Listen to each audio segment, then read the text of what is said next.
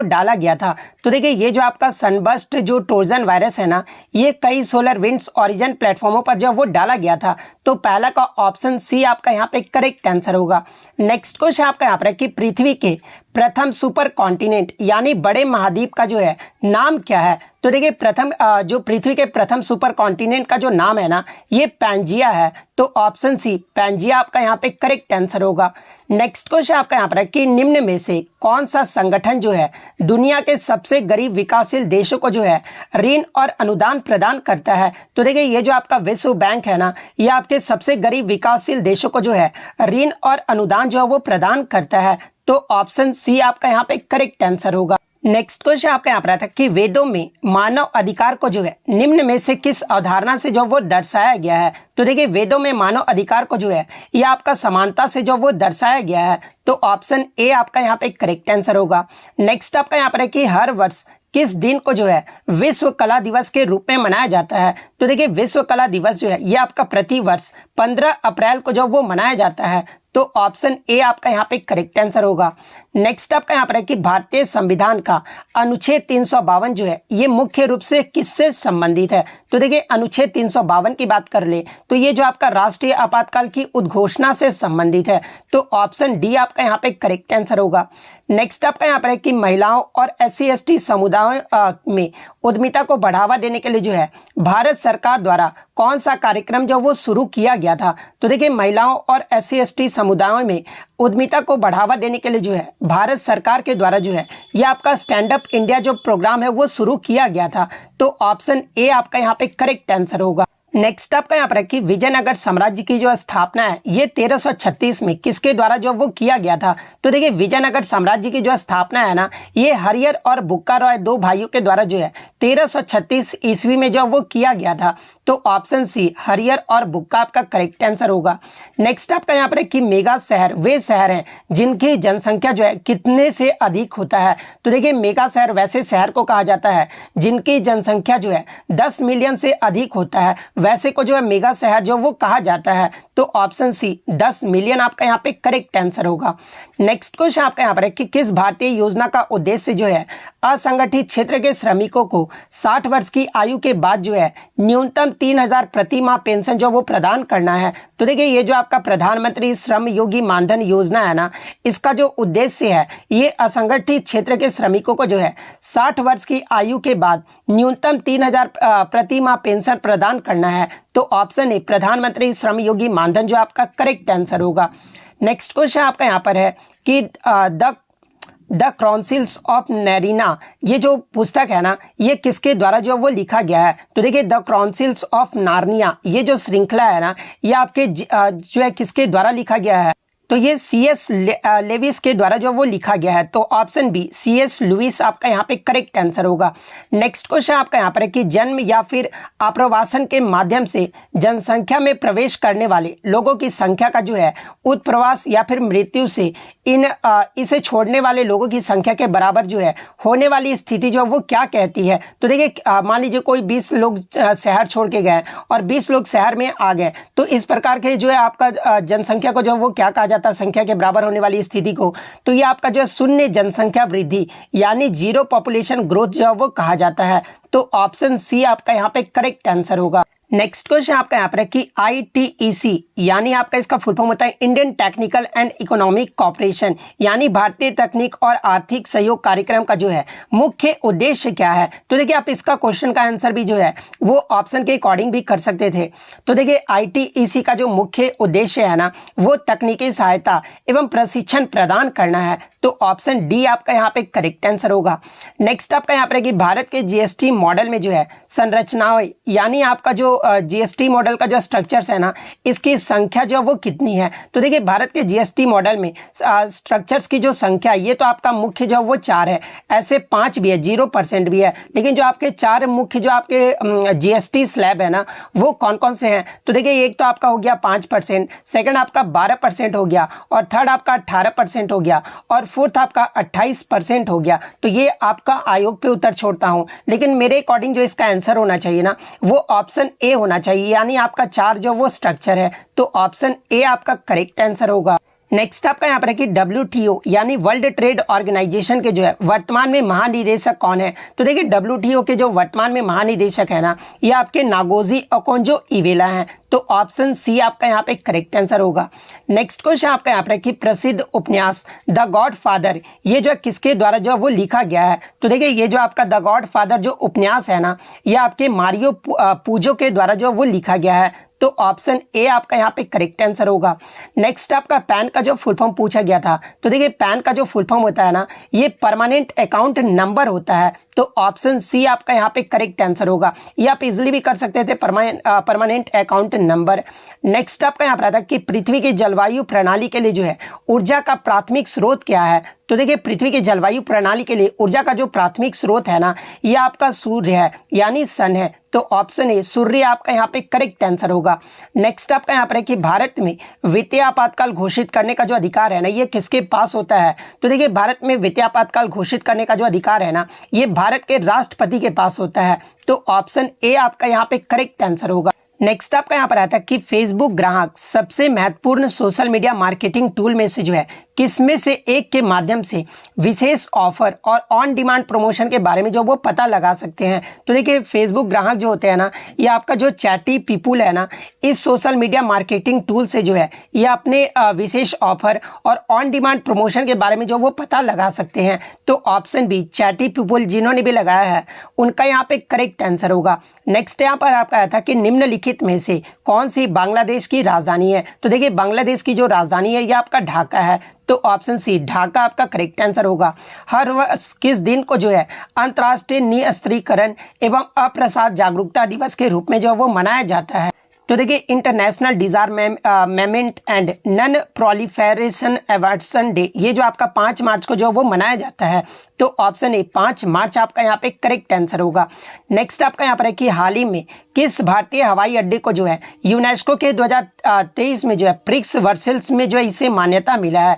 तो देखिए हाल ही में आपका 2023 में यूनेस्को के प्रिक्स वेसल्स में जो मान्यता है ना, ये आपका बेंगलुरु के कैपोगोंडा अंतर्राष्ट्रीय हवाई अड्डा को जो वो दिया गया है। तो ऑप्शन सी जिन्होंने भी लगाया है उनका यहाँ पे करेक्ट आंसर होगा। नेक्स्ट आपका यहाँ पर है कि human rights and human wrongs पुस्तक के लेखक कौन है। तो देखिए human rights and in human wrongs पुस्तक के जो लेखक है ना, ये आपका VR कृष्णन अय्यर है। तो option C VR Krishnan Iyer आपका यहाँ पे करेक्ट आंसर होगा। नेक्स्ट क्वेश्चन आपका यहाँ पर है कि कौन सा अंतर्राष्ट्रीय समझौता जो है ओजोन परत के क्षरण के लिए जिम्मेदार अनेक पदार्थों के उत्पादन के लिए जो है चरणबद्ध तरीके से समाप्त करके ओजोन परत का संरक्षण करने पर जो वो केंद्रित है। तो देखिए ओजोन परत का संरक्षण करने पर जो केंद्रित है ना, ये आपका मॉन्ट्रियल प्रोटोकॉल है। तो ऑप्शन डी आपका यहाँ पे करेक्ट आंसर होगा। नेक्स्ट आपका यहाँ पर आया था कि दिल्ली का पहला सुल्तान जो है ये कौन था। तो देखिए दिल्ली का जो पहला सुल्तान था ये आपका कुतुबुद्दीन ऐबक था और इसने जो गुलाम वंश की स्थापना जो वो किया था और इसका जो कब स्थापना किया था तो 1206 में किया था। तो ऑप्शन सी कुतुबुद्दीन ऐबक आपका करेक्ट आंसर होगा। नाइट्रोजन की जो खोज है ये किसने की थी। तो देखिए नाइट्रोजन की जो खोज है ना, ये डैनियल रदरफोर्ड के द्वारा जो वो किया गया था। तो ऑप्शन सी डैनियल रदरफोर्ड आपका करेक्ट आंसर होगा। निम्नलिखित में से कौन सा जो है GST का सामान्य पोर्टल है। तो देखिए GST का जो सामान्य पोर्टल है ना, ये आपका www.gst.government.in है। तो ऑप्शन ए आपका यहाँ पे करेक्ट आंसर होगा। किस पर्वत को जो ब्लू माउंटेन कहा जाता है। तो देखिए ये जो आपका नीलगिरी पर्वत है ना, इसे जो ब्लू माउंटेन भी जो वो कहा जाता है। तो ऑप्शन ए नीलगिरी आपका यहाँ पे करेक्ट आंसर होगा। नेक्स्ट आपका यहाँ पर है कि व्यापार घाटे से जो है क्या अभिप्राय है। तो देखिए व्यापार घाटे से आप क्या समझते हैं। तो देखिए जब किसी देश के आयात उसके निर्यात से अधिक हो जाते हैं तो ऐसे में जो आपका जो व्यापार है ना वो घाटा हो जाता है। तो ऑप्शन सी आपका यहाँ पे करेक्ट आंसर होगा। नेक्स्ट आपका यहाँ पर है कि उत्तर प्रदेश में कुश्ती के पारंपरिक रूप का नाम बताइए जिसमें कुश्तीबाज जो है विशेष रूप से तैयार मिट्टी के गड्ढे में जो है अभ्यास करते हैं और जिसे जो वो अखाड़ा कहा जाता है। तो इस कुश्ती को जो आपका क्या कहा जाता है। तो देखिए इस कुश्ती को जो आपका कुश्ती या फिर पहलवानी जो वो कहा जाता है। तो 31 का डी जिन्होंने भी लगाया है उनका यहाँ पे करेक्ट आंसर होगा।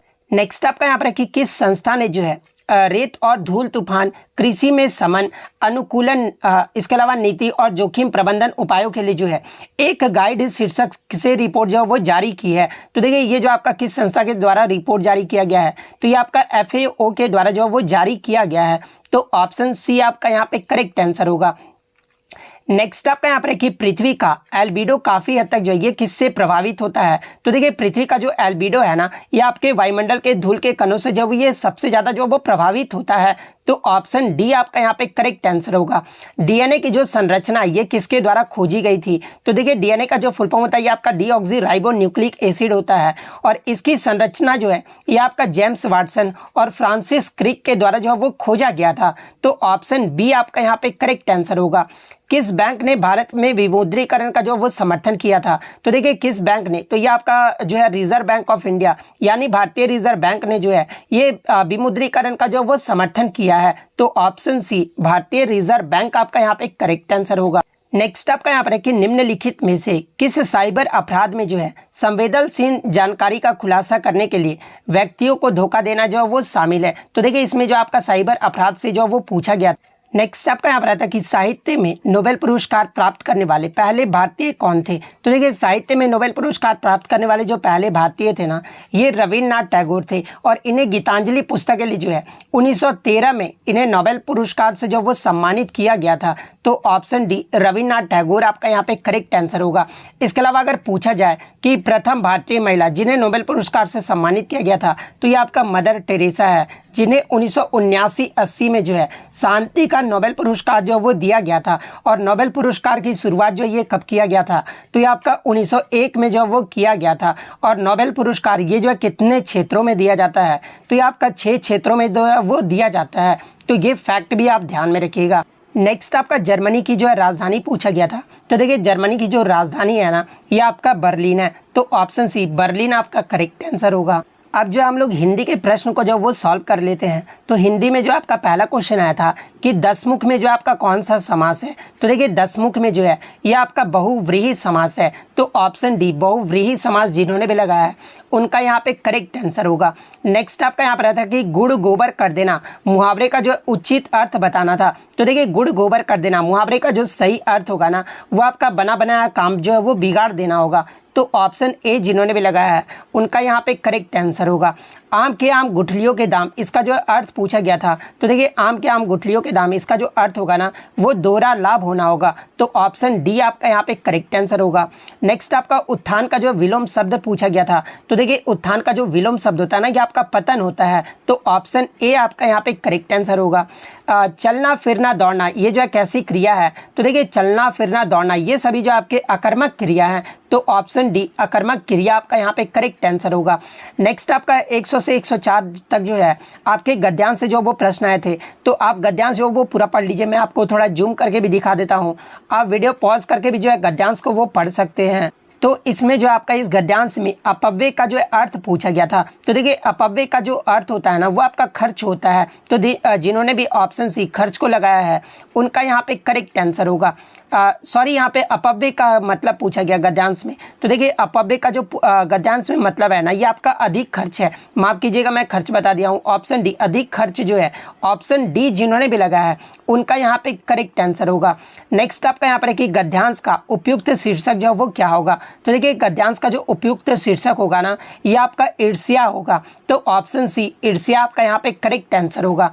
नेक्स्ट आपका यहाँ पर है कि ईर्ष्या का जो वो क्या काम है। तो देखिए इस गद्यांश में जो ईर्ष्या का काम है ना, वो जलाना है। तो ऑप्शन ए जलाना जिन्होंने भी लगाया है उनका यहाँ पे करेक्ट आंसर होगा। गद्यांश में ईर्ष्यालु व्यक्तियों की जो है क्या है। तो देखिए गद्यांश में ईर्ष्यालु व्यक्तियों का जो क्या किया गया है, तो ये आपका खिल्ली उड़ाया गया है। तो ऑप्शन सी खिल्ली उड़ाना आपका यहाँ पे करेक्ट आंसर होगा। नेक्स्ट आपका यहाँ पर आता है कि गद्यांश में प्रयुक्त ध्येय का जो है क्या अर्थ है। तो देखिए ध्येय का जो अर्थ है ना गद्यांश में, ये आपका लक्ष्य है। तो ऑप्शन सी लक्ष्य आपका यहाँ पे करेक्ट आंसर होगा। करण कारक किस वाक्य में है। तो देखिए जब आप चारों वाक्य को पढ़ोगे तो देखिए वह कलम से लिखता है, इसमें जो आपका करण कारक का जो है वो बोधन हो रहा है। तो ऑप्शन ए आपका करेक्ट आंसर होगा। नेक्स्ट आपका ओठना और औंठना का जो है अर्थ पूछा गया था। तो देखिए ओठना और औंठना का जो अर्थ होता है ना वो आपका बिनौले अलग करना और खौलाना होता है। तो ऑप्शन डी बिनौले अलग करना और खौलाना आपका करेक्ट आंसर होगा। निम्नलिखित में से कौन सा जो है वो अव्यय है? तो देखिए ये जो आपका आ है ना जो कि आपका विस्मयादि बोधक अव्यय है। तो ऑप्शन डी आपका यहाँ पे करेक्ट आंसर होगा। आंसू जो काव्य है इसके रचनाकार कौन है? तो देखिए आंसू जो काव्य है ना इसके रचनाकार जयशंकर प्रसाद है। तो ऑप्शन डी जयशंकर प्रसाद आपका करेक्ट आंसर होगा। पीताम्बर में आपका कौन सा समास है? तो देखिए पीताम्बर में जो है ये आपका बहुव्रीहि समास है। तो ऑप्शन बी आपका करेक्ट आंसर होगा। निम्नलिखित में से ये जो आपका कौन सा चिन्ह है? तो ये आपका स्पष्ट हो रहा है कि ये आपका प्रश्नवाचक चिन्ह है। तो ऑप्शन बी प्रश्नवाचक चिन्ह आपका करेक्ट आंसर होगा। नेक्स्ट आपका यहाँ पर है कि उत्पत्ति के आधार पर शब्दों के 4 भेद किए गए हैं। निम्नलिखित में से कौन सा भेद जो वो आपका गलत है? तो देखिए उत्पत्ति के आधार पर जो आपके शब्दों के जो है वो 4 भेद किए गए हैं और वो कौन कौन से हैं? तो देखिए तद्भव, तत्सम, विदेशज और देशज, ये जो आपके 4 भेद होते हैं। लेकिन ये जो आपका यौगिक होता है ना ये आपका जो उत्पत्ति के आधार पर ये आपके शब्दों के 4 भेद जो है वो नहीं किए गए हैं। तो ऑप्शन डी यौगिक आपका यहाँ पे करेक्ट आंसर होगा। नेक्स्ट क्वेश्चन आपका यहाँ पर कि तुमड़ी के शब्द के लिए साहित्य अकादमी पुरस्कार ये जो किस रचनाकार को जो वो दिया गया है? तो देखिए तुमड़ी के शब्द के लिए जो साहित्य अकादमी पुरस्कार है ना ये बद्री नारायण को जो वो दिया गया है। तो ऑप्शन सी आपका करेक्ट आंसर होगा। निम्नलिखित शब्दों में से एक का अर्थ जो वो स्त्री है। तो देखिए इसमें आपका किसका शब्द जो वो स्त्री होगा? तो देखिए ये जो आपका अंगना है ना इसका अर्थ जो वो स्त्री है। तो ऑप्शन ए जिन्होंने भी लगाया है उनका यहाँ पे करेक्ट आंसर होगा। अब जैसा कि इसमें ठीक लगा तो आप इस पे मत जाइएगा। अंगना ऑप्शन ए आपका यहाँ पे करेक्ट आंसर होगा। निम्नलिखित में से वाक्य के जो शुद्ध रूप का जो वो चयन करना था। तो देखिए जब आप चारों वाक्य को पढ़ोगे तो देखिए पिछले सोमवार को स्कूल बंद था ये जो आपका शुद्ध वाक्य है। तो ऑप्शन बी आपका करेक्ट आंसर होगा। निम्नलिखित वाक्यों में से कौन सा वाक्य जो वो शुद्ध है? तो फिर से आपको चारों ऑप्शन को जो वो पढ़ लेना था और जब आप ऑप्शन बी को पढ़ोगे ना कि भाषा के मानकीकरण के लिए व्याकरण जो वो जरूरी है। तो ये जो आपका शुद्ध वाक्य है तो ऑप्शन बी आपका करेक्ट आंसर होगा। वृक्ष से पत्ते गिरते हैं इस वाक्य में से जो है ये किस कारक का चिन्ह है? तो देखिए ये जो आपका से है ना ये आपका अपदान कारक को जो है वो चिन्ह है। आप पढ़े होंगे कि कर्ता ने कर्म को करण से संप्रदान के लिए इस प्रकार से आप पढ़े होंगे। तो यहाँ पे जो आपका अपदान कारक का जो वो चिन्ह है तो ऑप्शन बी जिन्होंने भी लगाया है उनका यहाँ पे करेक्ट आंसर होगा। नेक्स्ट आपका यहाँ पर है कि मैं वहाँ होकर आया हूँ वाक्य में अव्यय शब्द जो है ये कौन सा है? तो देखिए मैं होकर वहाँ आया हूँ वाक्य में जो अव्यय शब्द है ना वो आपका वहाँ हो जाएगा जो कि आपका स्थानवाचक का जो है ये आपका अव्यय है। तो ऑप्शन ए वहाँ आपका करेक्ट आंसर होगा। दिए गए वाक्यांश के लिए एक शब्द क्या होगा? तो एक आपका जो वाक्यांश दिया गया है जो कहा ना जा सके। तो देखिए जो कहा ना जा सके इसका जो एक शब्द होगा ना उसे जो है अकथ्य जो है वो कहा जाता है। तो ऑप्शन डी अकथ्य आपका करेक्ट आंसर होगा। नेक्स्ट आपका यहाँ पर है कि क्रिया विशेषण के प्रकार और उनके उदाहरण का निम्नलिखित में से कौन सा युग्म जो है वो सही नहीं है? तो देखिए परिमाणवाचक क्रिया विशेषण ये जो आपका सर्वत्र जो है ना ये आपका सही नहीं दिया गया है। तो ऑप्शन बी आपका करेक्ट आंसर होगा। वीर रस का जो स्थायी भाव पूछा गया था। तो देखिए वीर रस का जो स्थायी भाव होता है ना वो आपका उत्साह होता है। तो ऑप्शन बी आपका करेक्ट आंसर होगा। शीत का जो विलोम शब्द पूछा गया था। तो देखिए शीत का जो विलोम शब्द होता है ना वो आपका उष्ण होता है। तो ऑप्शन बी आपका करेक्ट आंसर होगा।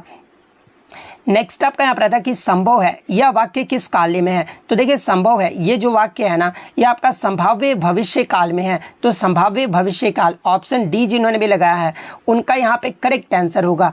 नेक्स्ट आपका यहाँ पर है कि निम्नलिखित में से कौन सा जो एक विशेषण शब्द है? तो देखिए आपको चारों ऑप्शन को जो वो पढ़ लेना था और इसमें जो आपका एक विशेषण शब्द है ना वो आपका महत है। तो ऑप्शन बी महत आपका करेक्ट आंसर होगा। दैन दिनी का जो प्राय निम्न में से होगा। तो देखिए दैन दिनी का जो प्राय होगा ना ये आपका क्या हो जाएगा? तो ये आपका दैनिकी हो जाएगा। ऑप्शन डी दैनिकी जिन्होंने भी लगाया है उनका यहाँ पे करेक्ट आंसर होगा। नेक्स्ट आपका यहाँ पर आता है कि सुहाग के नूपुर इसके जो रचयिता ये कौन है? तो देखिए सुहाग के नूपुर इसके जो रचयिता है ना ये आपके अमृतलाल नागर है। तो अमृतलाल नागर ऑप्शन डी जिन्होंने भी लगाया है उनका यहाँ पे करेक्ट आंसर होगा। श्रुति शब्द युग्म का जो है भिन्नार्थ वाली सही जोड़ी को जो वो पहचानना था। तो देखिए आपको चारों ऑप्शन को पढ़ लेना था और इसमें जो आपका सही जो श्रुति शब्द जो भिन्नार्थक शब्द है ना वो आपका कुल है। तो ऑप्शन सी कुल जिन्होंने भी लगाया उनका यहाँ पे करेक्ट आंसर होगा। श्रृंगार रस का जो अस्थाई भाव पूछा गया था, तो देखिए श्रृंगार रस का जो अस्थाई भाव होता है ना, ये आपका प्रेम होता है, तो ऑप्शन सी आपका करेक्ट आंसर होगा। प्रेम या फिर अगर रति भी ऑप्शन में दिया रहे तो देखिए प्रेम और रति जो होते हैं ना, ये आपके श्रृंगार रस के जो है वो अस्थाई भाव होते हैं। महान शब्द का जो स्त्रीलिंग क्या होगा, तो देखिए महान शब्द का जो स्त्रीलिंग है ना, ये आपका महती होगा, तो ऑप्शन सी महती आपका करेक्ट आंसर होगा। 2013 में मिलजुल मन उपन्यास के लिए जो है साहित्य अकादमी पुरस्कार ये जो है किसे दिया गया था, तो देखिए 2013 में मिलजुल मन उपन्यास के लिए जो साहित्य पुरस्कार है ना, ये मृदुला गर्ग को जो है वो दिया गया था, तो ऑप्शन डी मृदुला गर्ग आपका करेक्ट आंसर होगा। निम्नलिखित में से कौन सा वर्ण जो है महाप्राण का जो उदाहरण है, तो देखिए इसमें आपका महाप्राण का जो उदाहरण है ना, ये आपका भ है, तो ऑप्शन बी भ जिन्होंने भी लगा उनका करेक्ट आंसर होगा। निम्न में से कौन सा शब्द जो वो तत्सम है, तो देखिए इसमें आपका तत्सम शब्द कौन सा बताना था, तो देखिए 131 का जो आपका आंसर होगा ना वो आपका सी हो जाएगा, यानी अग्र जो है यानी आगे जो है ना, ये आपका शब्द जो वो तत्सम है, तो ऑप्शन सी अग्र आपका यहाँ पे करेक्ट आंसर होगा। तो देखिए हिंदी और जीके जीएस के जो है मैंने सभी आपको क्वेश्चन का जो है वो सॉल्व करा दिया, जिसका मैंने आपको 100% एक्यूरेट आंसर की दिया है।